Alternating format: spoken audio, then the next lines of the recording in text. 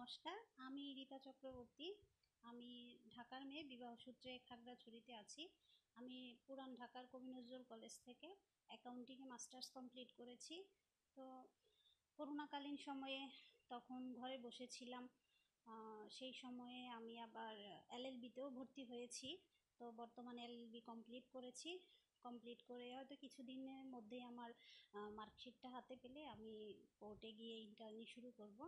তো আমি করোনাকালীন সময়ে যখন সবাই ঘরে বসেছিল, আমার হাজব্যান্ডও ঘরে বসা, তখন ভাবলাম যে কি করা যায়।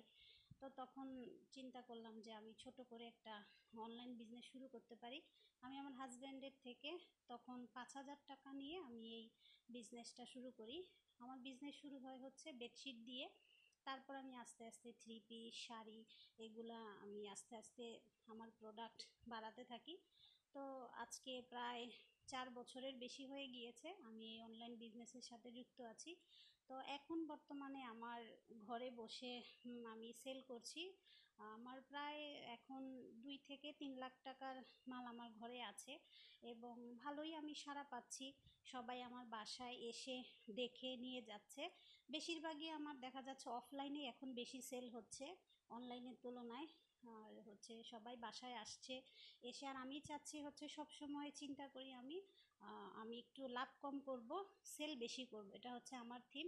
কারণ এই কারণে আমার যখন লাভ কম হবে তখন আমার ক্রেতারাও সন্তুষ্ট থাকবে, আর আমার সেলটাও তখন কি বেশি হবে, কারণ তারা যখন আমার থেকে একটু সুলভ মূল্যে পণ্য নিতে পারবে তখন তারা খুশি হয় এবং একজনের মাধ্যমে আরেকজন জানতে পারে যে আমরা রীতা চক্রবর্তীর কাছ থেকে এই প্রোডাক্টটা নিয়ে এসেছি, আমরা সুলভ মূল্যে পেয়েছি।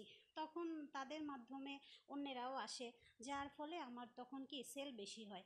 তা আমার সেই দিক থেকে আমারও সেল বেশি হচ্ছে, আমারও ভালো হচ্ছে, আর ক্রেতারাও সুলভ মূল্যে পাচ্ছে, তারাও উপকৃত হচ্ছে। আর আমি হচ্ছে সবসময় একটু ভালো মানের পণ্য রাখার চেষ্টা করি। আমার এখানে তো দেশীয় শাড়ির পাশাপাশি ইন্ডিয়ান শাড়িও আছে এবং সবগুলো আমি সবসময় একটু কোয়ালিটিফুল পণ্য রাখার চেষ্টা করি, যেন আমার থেকে সবাই ভালো পণ্য সুলভ মূল্যে পেতে পারে। তো আমার একটা স্বপ্ন আছে যে আমি ভবিষ্যতে একটা আউটলেট দিতে চাচ্ছি। তো সবাই আপনারা পাশে থাকবেন, আমাকে আপনারা সহযোগিতা করবেন। আপনারা পাশে থাকলে আমার এই স্বপ্নটা আমি পূরণ করতে পারবো। আর হচ্ছে মেয়েরা যে ঘরে বসেও অনেক কিছু করতে পারে, স্বাবলম্বী হতে পারে। এখন তো বর্তমানে অনেকেই এরকম ঘরে বসেই কাজ করছে। তো কেউ নিরাশ হবেন না, কেউ যদি কিছু করতে চান তাহলে যার যেটা করার ইচ্ছে করতে পারবে ঘরে বসে। সবাইকে ধন্যবাদ।